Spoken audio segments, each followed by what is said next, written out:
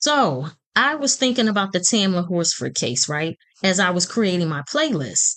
And then I started thinking about Shanquella Robinson, Mahogany Jackson, and other women who have suffered and met an untimely demise at the hands of other women. As you can see, these are just a few women that I can recall off the top of my head that have suffered an untimely demise, right? Suffered at the hands of other women.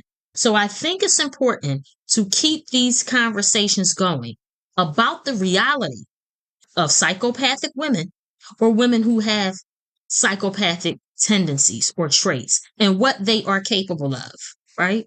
These conversations will never get old. They shouldn't be.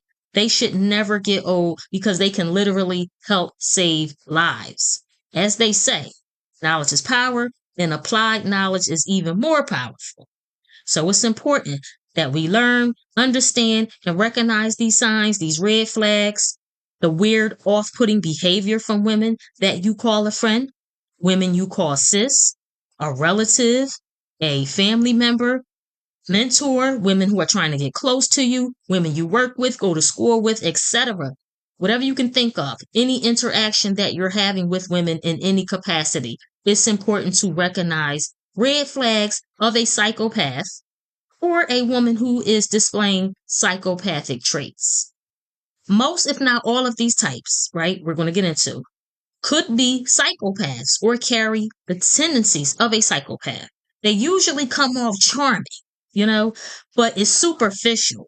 And just that alone is worth filing away because they're really antisocial. They know how not to be socially awkward because there's a difference between being socially awkward and antisocial, right? And because they know how to quickly change masks, they know how to mirror, aka the chameleon effect, right? So they have the ability to feign empathy and interest in what another woman is saying as they're having a conversation. So they appear charming, sociable, unassuming, magnetic, but it's all surface level, right? So I'm just going to go ahead and go over a few that I think are worthy of highlighting. I mean, there's plenty of red flags and telltale signs. I don't know them all. None of us do, unless you experience it firsthand or observe it happening. And let's just hope that none of us have to experience all of them, right? Not with this life-saving information. So the first type we're going to go into, the damsel in distress. Now, she is one of the oldest pity ploys in the book. Pity ploy. Habitual damsels in distress. Let's go over what they do, how they behave. Quick to pull the victim card, right?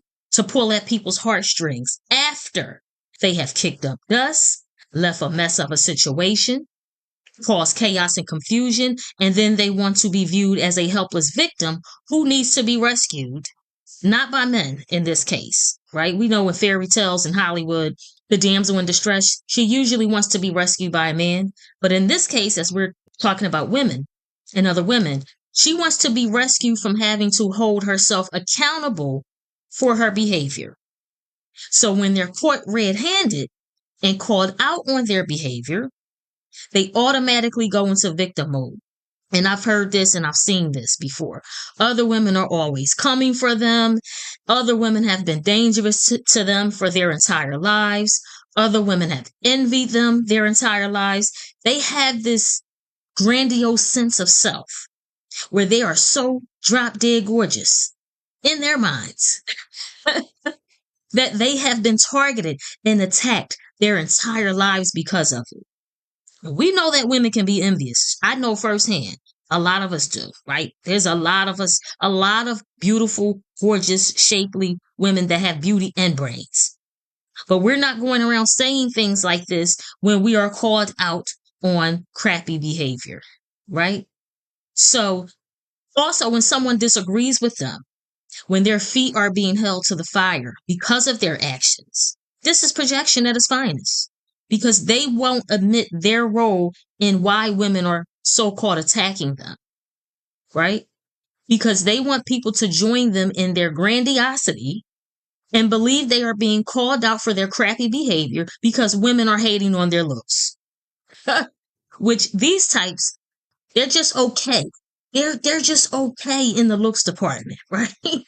I mean, with the help of makeup, filters, good cameras, lighting, angles, all of that. Yeah. It's that whole, y'all remember that Pantene commercial from the 80s? Don't hate me because I'm beautiful. It's that. It's the don't hate me because I'm beautiful game that they're running. So these damsel in distress types, they are the ones who are always coming for women, passive aggressively, disrespectfully, condescendingly, in most cases. Again, it's a pity ploy to get people to sympathize with them after they have started fires, so to speak, after they have picked fights with people, reckless with their words, throwing rocks and hiding their hands. It's simply another form of emotional manipulation, which for these type of women is their default tactic to get their way and get away with disrespectful, crappy behavior. The damsel in distress types, right? They can also be extremely draining and codependent. Oh my goodness. Let me tell you, extremely draining and codependent. Experienced it. And I found that they will find ways to downplay and undermine your efforts at empowering yourself, right? So if you are a woman that is confident, you are self-assured, you're not from the go along to get along tribe, you're a free thinker, you know how to stand 10 toes down on your square, solo, if you have to, solo dolo, they will find a way to undermine your efforts at maintaining your power because that's power. That's what they see, right? That's how they view you. So if you're the type of woman who values self-reliance, mutual support, integrity in relationships, you may want to avoid this chronic damsel in distress type, okay? Now we're going to get into the more devious, predatory types of women who are psychopaths or they display psychopathic behaviors and the red flags and telltale signs of each. So let's get into the saboteur, or as I like to call them, the saboteur-S, right? She has a history of failed relationships and friendships with other women. I mean, she's on paper. She is basically on paper, right? She has a difficult time maintaining healthy, lasting relationships with other women, right? And friendships. And they typically have an itch to sabotage a good thing, right? Starting with themselves. That good thing being their own success, right? Their own goals. And rest assured, they will definitely swoop in to undermine and sabotage your success and goals as well. In the workplace, they start smear campaigns, they spread false information about you with the goal of discrediting you and destroying your reputation, right?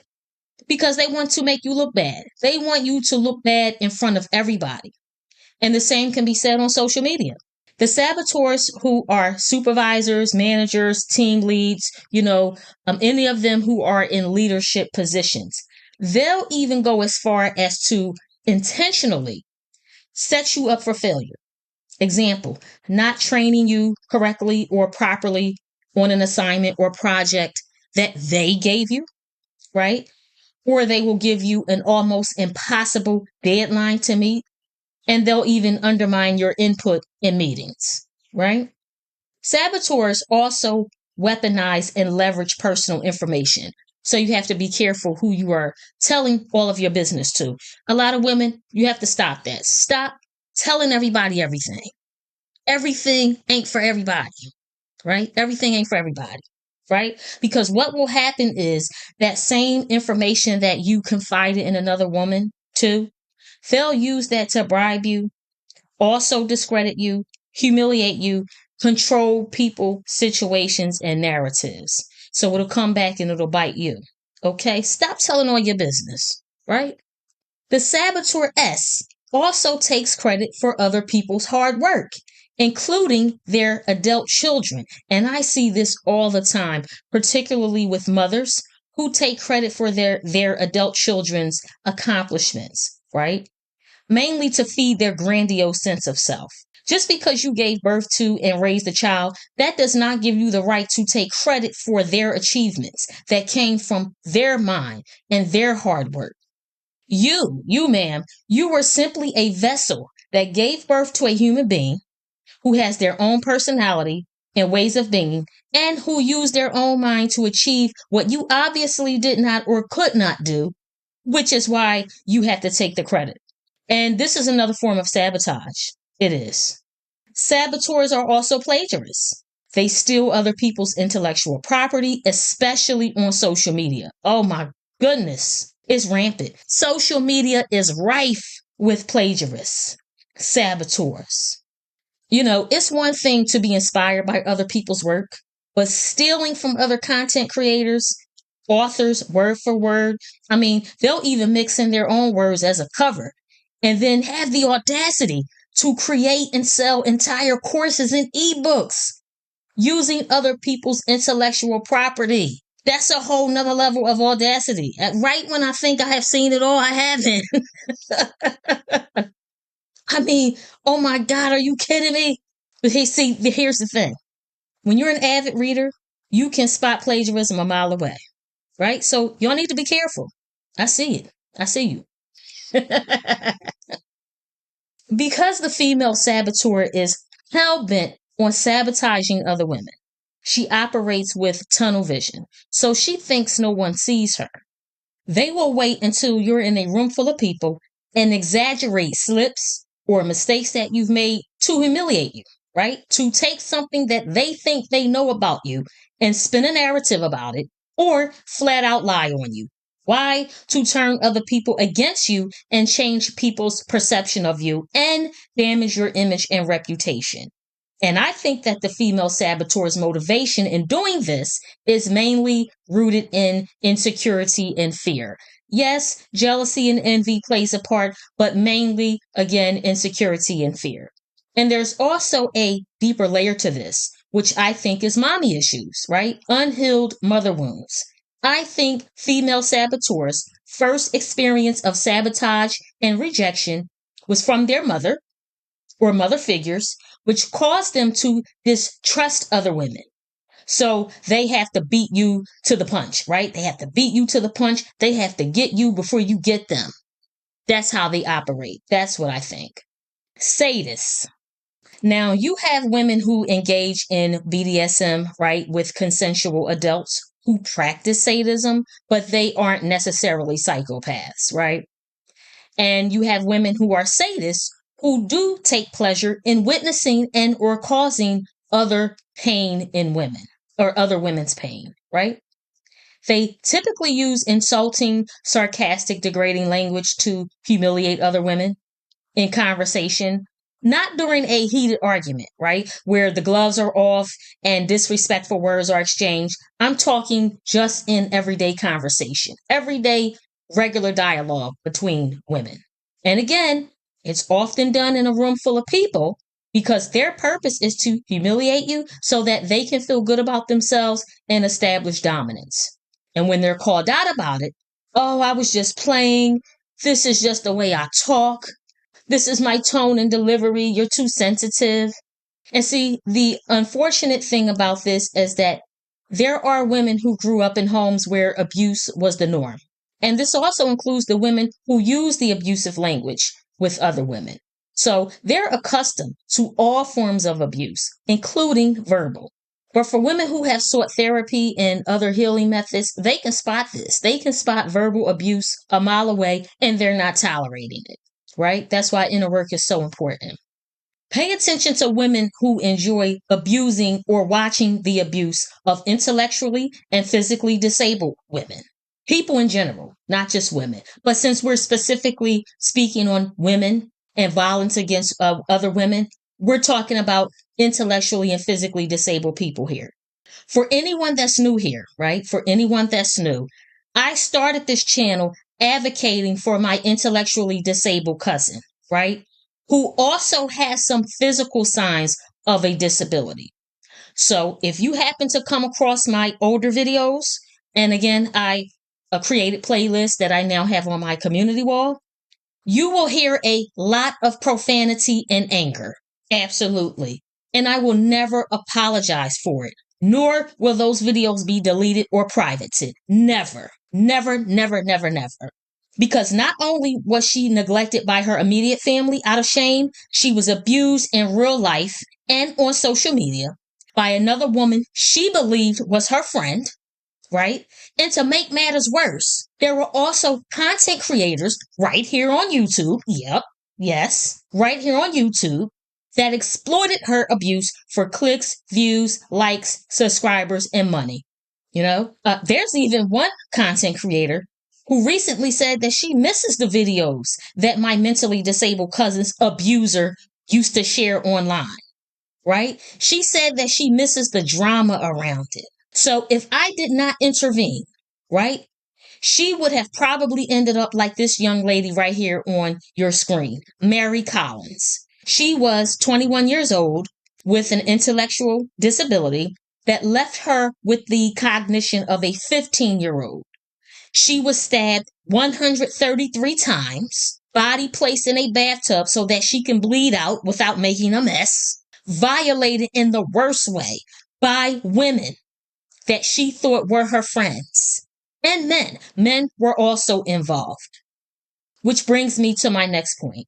Female sadists, they also look for reasons to justify why women should and are harmed by men because they suffer from internalized misogyny. That's why I think that they do that, right? Suffering from internalized misogyny. Not only do they carry it, but they practice it proudly. Again, they were more than likely raised in abusive environments where they saw their mother and mother figures tolerate disrespect, abuse, and bad behavior from men. And then in a twisted way, they probably built up a resentment for women and then they became the abusers. Now, here's another interesting and potentially dangerous red flag about female sadists. Women who are sadists or who have sadistic tendencies practice spouse poaching, right? Men and women practice this. But for female sadists, they deliberately seek married men or men in committed partnerships, not for an emotional or sexual connection, right? Not for the purpose of self-fulfillment, but for the sole purpose of wanting to cause chaos and inflict pain on the man's wife or girlfriend, right? He doesn't necessarily have to be married, but just him being an attached man, right? That's who they deliberately seek out. We may not have known this technical term, but we do know that this is a thing. Oh, absolutely. We know this is a thing. I've seen this play out in real life and on social media, right? Now, real quick, I'm not the police of women. I don't police women and their choices when it comes to men or whatever it comes to. A woman sleeping with a married man has no bearing on my life. No bearing on my life, right? I'm not condoning infidelity, nor am I necessarily against it because each relationship has their own dynamics and we don't know what led up to a man or a woman cheating in a relationship. This is why I don't give relationship advice. I don't talk about relationships and relationship dynamics often. I may in the future, but I'm simply warning women on the psychopathic behaviors that women display in different situations, right? And in this case, women who get involved with married or attached men for the sole purpose of attempting to hurt the wife or girlfriend, to emotionally damage her. So these are the types that call or text their married boyfriends, wives, or girlfriends. They show up at their homes, and I can hear y'all right now. I know what y'all saying right now. Well, how did the other woman get the number or the address? I understand that. Of course, the husband is out of pocket. If she has the wife's or girlfriend's number or address, that is 100% the married man's or attached man's fault, right? He is reckless and disrespectful. Absolutely. Because he made it easy for the other woman to harass his wife or his girlfriend. But again, we're talking about the behavior of the other woman. And in this case, a sadist who also happens to be a psychopath. And I mean, imagine giving a man that you don't truly desire access to your body just to make another woman upset. What? What? Pardon me? Excuse me? Where they do that at? You're going to give a man that you don't want, clearly, you do not desire because you sought him out just because he has another woman, right? just because he's attached, he's married, or he's in a committed relationship. You know what I mean? So you're going to give him access to your body just to make another woman upset. If that's not psychopathic behavior, I don't know what is.